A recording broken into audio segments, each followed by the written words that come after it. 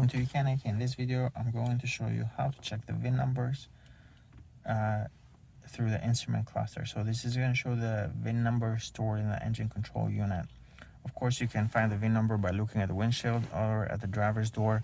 But if you want to verify that with what's stored in the ECU, then you can do this procedure. So what you're going to do is close the door and then you come in. If you got push start, it's just easier to just pull this off. You just grab it, it comes right off. Then you take the key, insert it into the ignition, turn it one click. The instrument cluster should display in miles. If it displays anything else, you can just clear it and make sure you move to miles screen. So once that is displayed, then on the steering wheel, you're going to press the phone, and within a second, press and hold OK.